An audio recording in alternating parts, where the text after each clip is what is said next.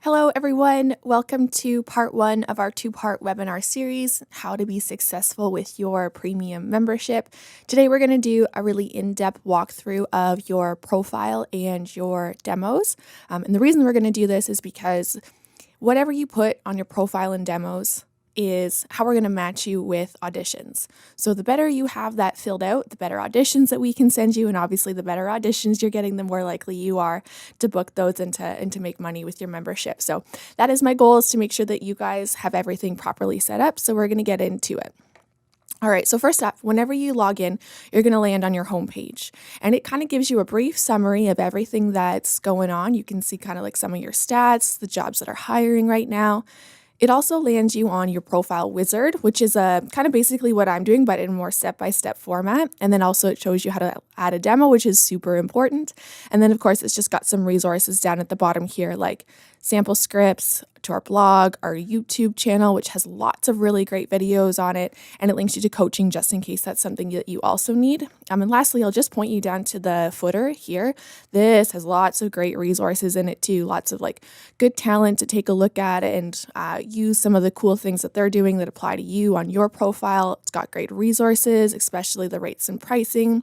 It's even got some cool stuff specifically for talent around webinars, which is what we're doing. You'll see events, coaches, podcasts that we do. Our Mission Audition podcast is basically free coaching. It's a really great podcast to listen to for artistic help. And then, of course, we've got the blog. All right, so getting into it. I'm going to edit my profile, and I'm going to start on the left and work my way over through the tabs. So first one I'm going to go to is contact information. So the way that your name is displayed here is how it's going to appear to clients. This contact information here is really just for voices.com, and same with the mailing address. This is just for voices.com.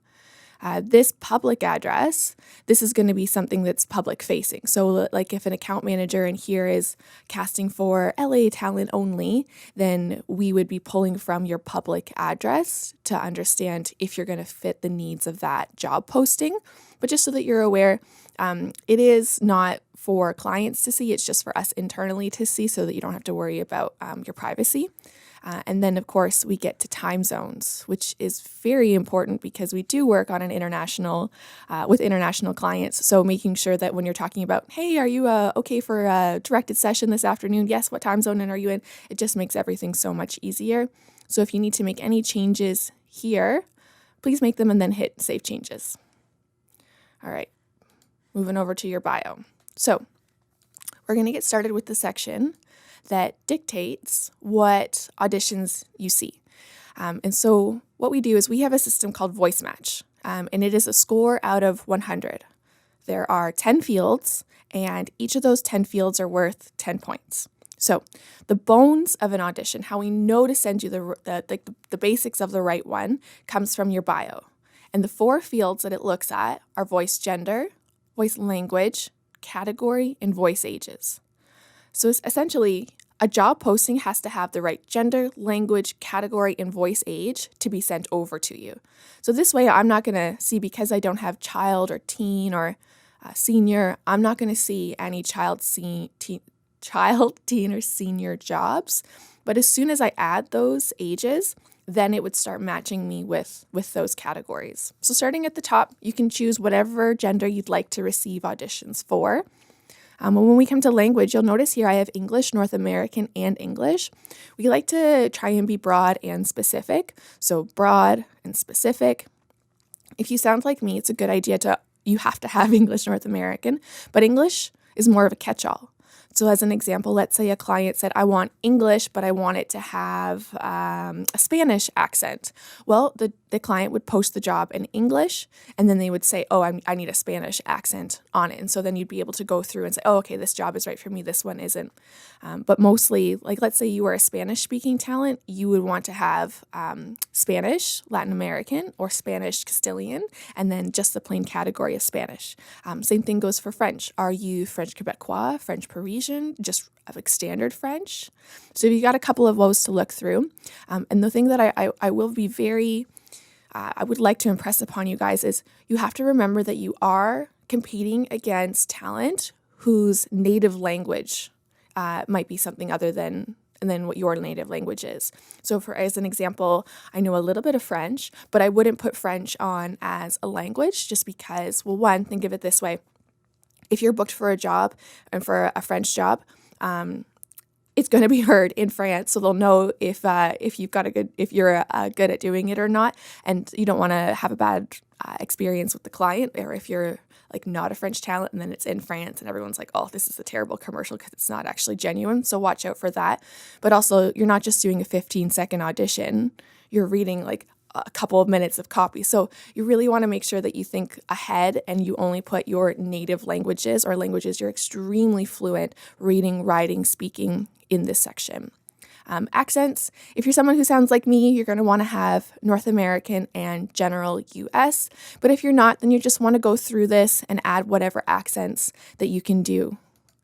Same thing comes with categories. So categories don't have to be things that you've already done work in. It can be things that you want to do work in. So let's say I do a lot of educational and documentaries, but I really want to get into animation. Sometimes when you're on your own, approaching producers or trying to land animation work when you don't have a resume of animation work, it can make it very hard to get your foot in the door with those animation companies if you haven't already done work.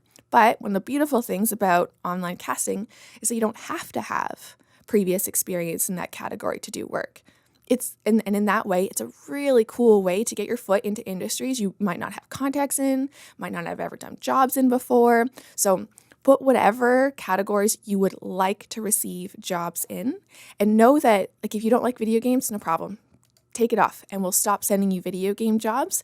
But if you're like, oh, you know what, I've done my most important ones. I'm good with the ones that I always do. Like for me, it was documentaries and educational, but now I think I want to explore a different category.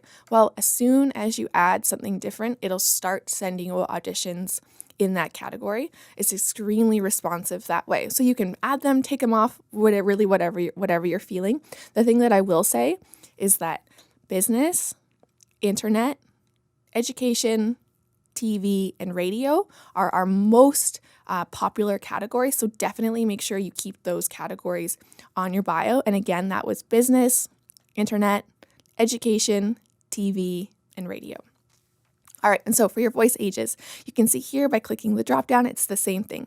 Add which ones you can do fluently and take off whatever ones that you're not so fluent in so that you're seeing the best auditions that you're more likely to land. All right, so moving on to our studio. Here's where you're going to add whatever studio equipment you've got going on. So is it your Audio-Technica 2020? Is it your Neumann? Are you using Audacity, Pro Tools, Adobe Audition? Do you have a certain kind of preamp? And what's your turnaround time? And the thing I would think about when you're doing your turnaround time is you want to under-promise, over-deliver. So if you're someone who maybe does this part-time, you come home from work, you sit down, do your auditions, a turnaround time of 24 hours is very reasonable, right? Because that way you don't have to worry about, oh, I'm so tired, I just got home from work, I don't want to do this. Don't worry, you give yourself a little bit of that buffer by saying 24 hours. If you're someone who is day in, day out, you do voiceover full-time, 12 hours or even 6 hours, those are great turnaround times if you're someone who does this full-time. All right, and then moving to the About You section. These are full free-form text boxes.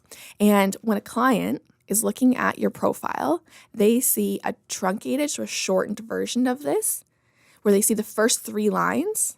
And then if they want to read more, then they can hit an expand button. And I'll show you in just a second what that client view looks like. But all this is to say that when you're writing in these free-form text boxes in the About section, you want to make sure that your first 3 lines are the most impressive. They're the attention grabbers. They're the ones that are really like, this is who I am. So if you have a money sound, like you're the personable professional, or you're the girl next door, or the really cool IT explainer video, whatever your niche or your sound is, I would definitely start by putting that up at the top. And then we've got service description, which is basically just your customer service philosophy. Do you roll out the red carpet for people? Do you do your best to make sure that they're happy with the end product? Do you include 2 rounds of artistic edits in every quote? Just things like that to kind of think about. Or even, Do you do any post-production? Can you add music, sound effects, all those kinds of things that you can add in there? And this years of experience, again, this is just for us to kind of know what materials that we should be sending you through our emails. So are you somebody who's been doing this for a long time and you need something a little bit more advanced? Or are you somebody who's a little bit newer and we need to kind of walk you through things a little bit more from the ground up when it comes to the like blog posts and newsletters and things that we're sending you? Same thing for experience. You can add related and not related experience. And I'll give you an example. Related experience would be, I've been training with Coach ABC since blah, blah, blah, and kind of like list any of your direct voiceover coaching.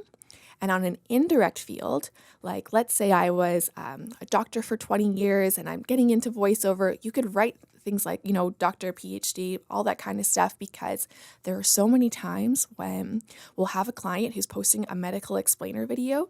And if they go onto your profile and see that you're a doctor, this was your bread and butter, it makes you this really awesome subject matter expert for them.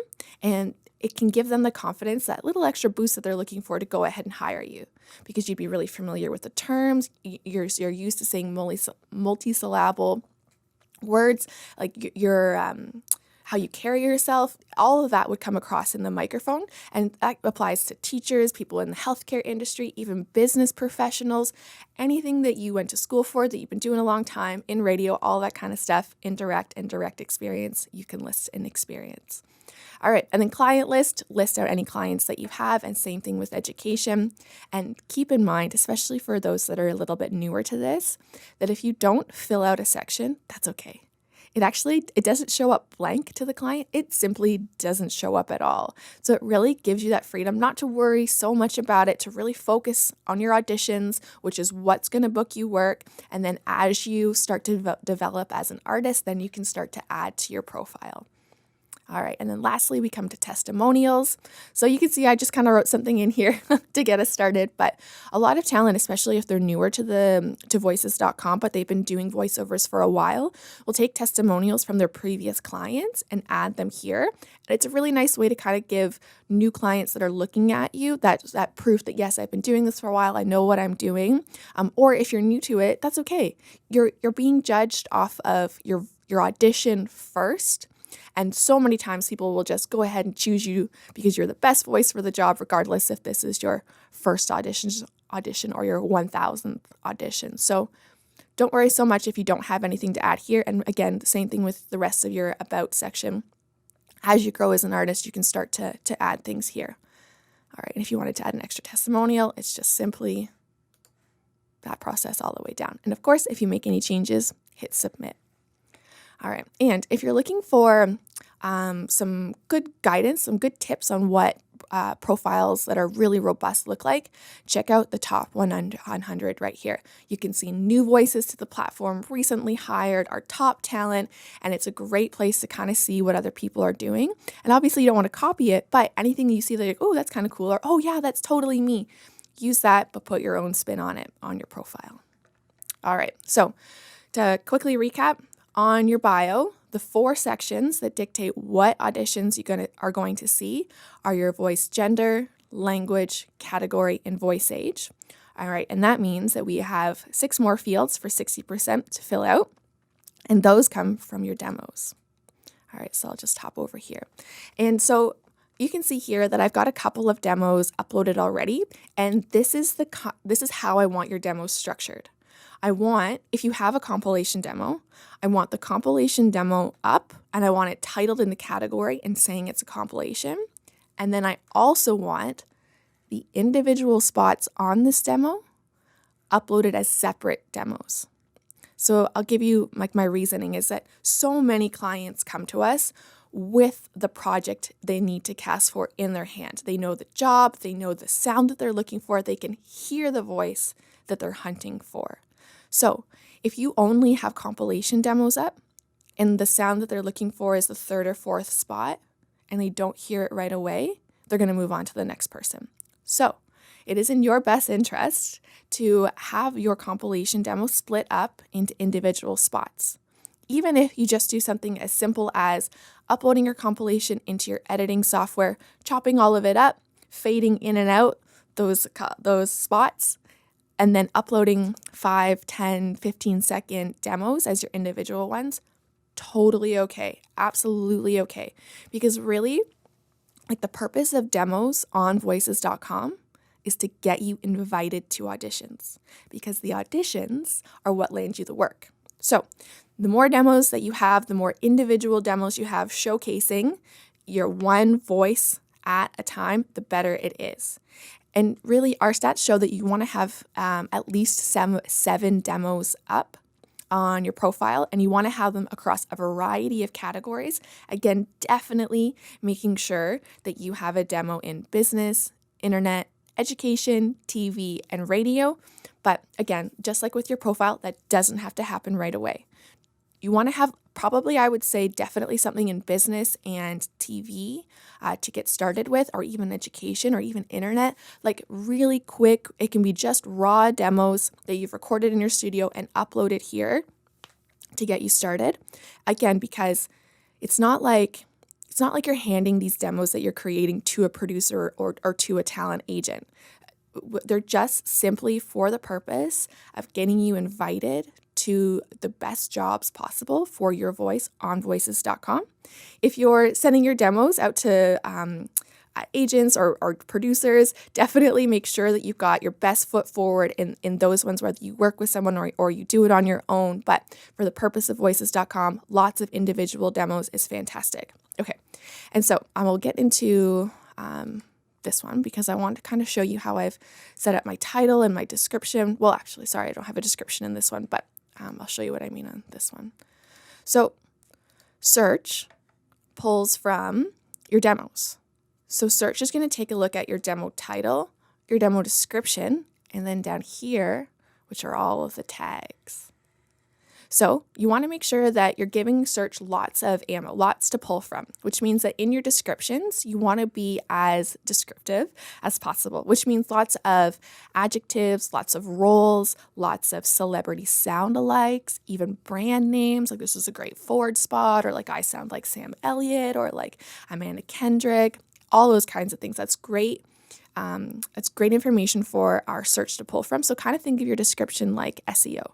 Like what terms would someone be searching if they were looking for someone with my voice? And of course, you can come back and start to add to this as you start booking work, and you can see what kind of work you're booking, and then you can apply that to your descriptions and make demos based on the jobs that you've booked. And then you've got this really good feedback loop coming from clients, because obviously if they're booking for a project, chances are somebody else will like that sound and will book you for another project. So that's what we've got going on with our description. Now back to our voice match. The other 6 fields it looks at are category, language, accents, styles, roles, and voice age.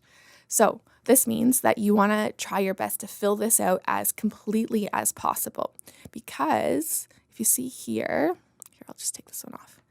You see here, this list of words, a client has this exact same setup when they're posting a job. So you can kind of start to see that if you and the client are using the same adjectives to describe your voice and the voice they're looking for, our system knows that you're a better match for this job. So that'll give you your voice match score. So you'll have your 40% because you were a match to all of the bones on it, and then you'll get 60% that tells you how well matched you are to this project. So it's a really cool way for you to, at a high level, like set up your demos as best you can with lots of individual demos, lots of tags, lots of descriptive titles and descriptions. And then when you go over to your jobs, you'll be able to see, oh, I'm 100% match for this one, 90%, 80% match for this one. And it's a really cool way to understand, okay, if I'm short on time, I'm just going to do the 100% matches because I'll be at the top of that list. Or, oh, yeah, I've got a little bit of time today. I'm going to sit down and I'm going to go through all of them, but I'm going to organize them this way. And we'll go over all of those tips and tricks in part 2. All right, so you want to make sure that you've got lots of adjectives on here. Let's just do barbershop quartet. And then whatever you do, hit save changes, or for me, I don't want to save any of these changes, so I'm just going to hit cancel. Oh, and then of course, down here, if you ever need to delete a demo, you're able to see that there's just that delete button right there in the corner. I will say, though, just as a caution for anybody who has been doing this a while or on voices.com for a while, that if you delete a demo, you'll delete all the listens and likes on that demo. So just be cautious about deleting anything. It's much better just to continue to add to it than to delete anything. All right, so just like on our bio, our demos are shown the first 3 on our profile, then the view to client. So you want to make sure that they're in the right order. And if you need to change the order, you simply just want to drag and drop and that'll change everything for you. All right, perfect. So like I said, for your demos, it looks at 6 fields that are on it. Tag words, very important. Try your best to use as many different tag words as possible. So as an example, like say you had a demo where you sounded really smart in it. You would want to make sure you have the tags smart, intelligent, knowledgeable, maybe even professorial, so that anybody who's searching for something like that gets caught in your search.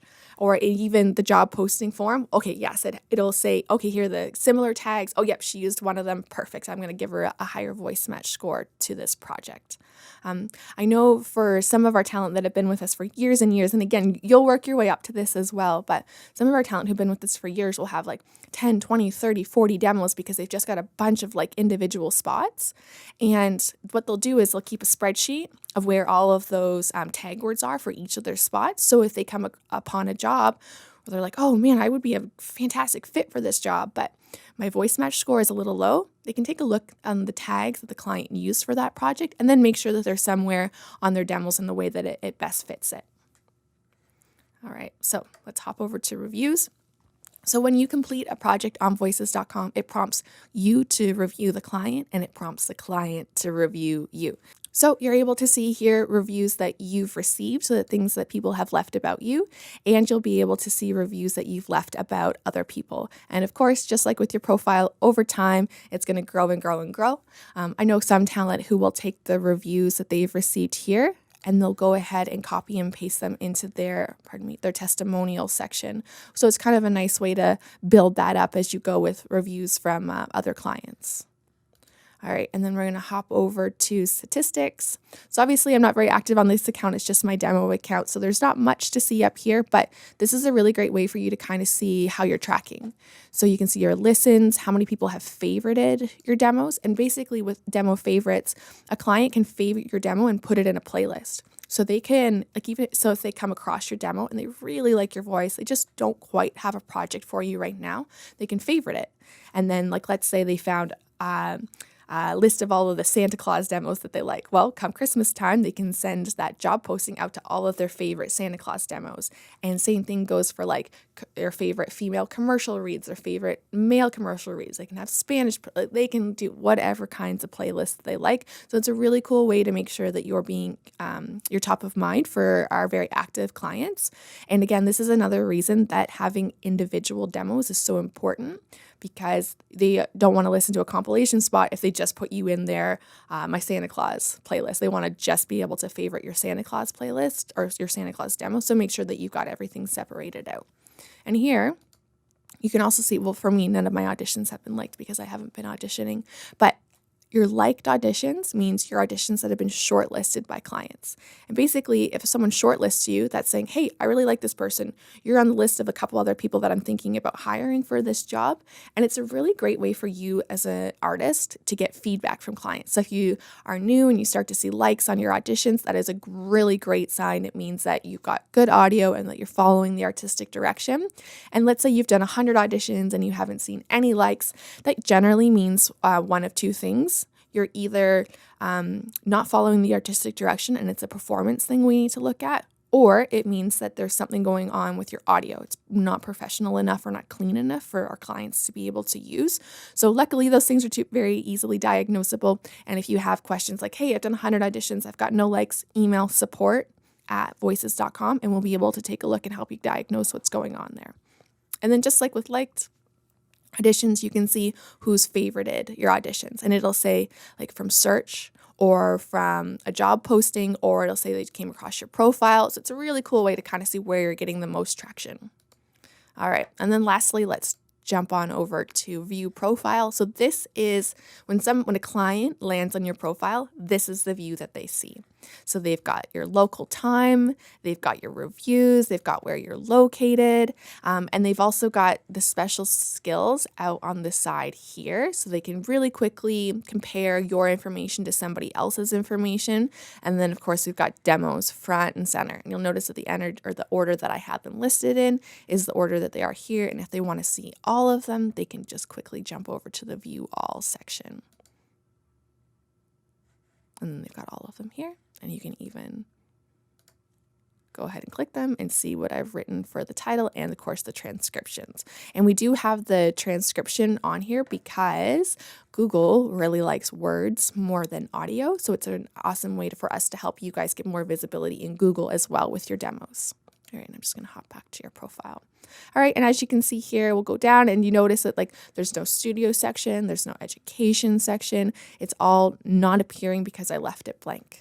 And of course, as I grow as an artist and I start auditioning and having more demos from the jobs that I've booked, then I can add those and it'll grow with me as I grow as an artist. All right, so the next section that we're going to quickly take a look at is your About Me. So your home, which is the page that you land on. Demos, we've taken a look at that. Reviews, yeah, we know what's going on there. And then lastly, account settings. And this will be kind of like how you want things to work on the website. And so the one thing that I do want to pull your attention to are these last sections down here, especially email notifications. Right now, I have all of these turned off just because it's my work email and I don't need notifications. But for yourself, you'll definitely want to have these on. Even if you don't, this is a great one because we are always sending out newsletters and what we're doing. It's a great way to keep involved and up to date with the newest and latest things. But this one is definitely important. This says, I want to receive notifications for job postings. And so if you're somebody who is part-time doing this, it's a great idea to keep these on so you can kind of keep tabs for what's going on for when you get home. Oh, cool, I've got this $1,000 job I need to audition to as soon as I get home. But if you're maybe somebody who does this full-time and doesn't need to receive audition notifications because you're in your studio all the time, you could change the budget where I only want to see voice match auditions over 500. But for everybody, I would leave on the private invitations. And the reason I would say for both part-time voiceover artists and full-time voiceover artists, you want to leave private invitations on is that somebody personally reaching out to you from your demo saying, hey, Juliana, I want you to audition for my project. So obviously the faster that you can get to those, the better experience it is for the client and the better you look for them. So I would definitely always say keep private invitations on. And then these public invitations, these are the ones where the voice match with the voice match score that we were going over. Sometimes talent will take those off if they're doing it full time, but that really is a personal decision. Really for auditions, you want to get them in quickly, definitely same day if you're able to. So leaving that on so that you know what's coming through is a good idea, especially if you're newer to this. But like I said, if you're someone who's been doing this for a while and you're at your studio all the time, you can turn that off, but definitely keep private invitations on. All right, so vacation status, let's say you were unable to record. I'm not able to record today until tomorrow, and I'm going to save changes. What that's going to do is show to clients in that sticky header that we have on your profile. So you can see here my vacation time. So that way if somebody messages me or is inviting me to a project and I'm out of my studio, they'll be able to see that I've got my out of office on. And it's a really helpful thing. Let's say you're going on vacation for a couple of weeks or it's Christmas and you're not going to be in your studio as much. It's a great way to make sure that people know that you're not just ghosting them. You're genuinely just not in your studio. All right. Well, ladies and gentlemen, thanks for joining us. That's everything that you need to know on your profile and your demos. And in part 2, we're going to go in depth over how to sort your auditions, how to audition, best practice, quoting, messaging with clients, all of that good stuff, getting paid. So I really look forward to joining you or for you to join us in part 2. Okay. Take care. Bye-bye.